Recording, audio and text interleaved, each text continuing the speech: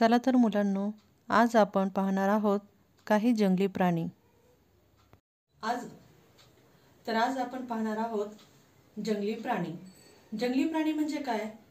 तर जंगलामध्ये जे प्राणी राहतात त्यांना जंगली प्राणी असे म्हणतात। तर पाहूया जंगलामध्ये कोणकोणते प्राणी राहतात।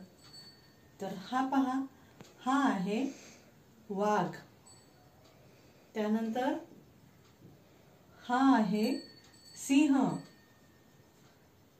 हा आहे हत्ती, हा आहे कोल्हा, हा आहे लांडगा, हे आहे हरिण,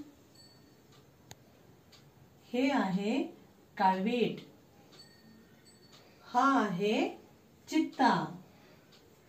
तर पाहिलं विद्यार्थी मित्रांनो, आज आपण पाहिले जंगली प्राणी।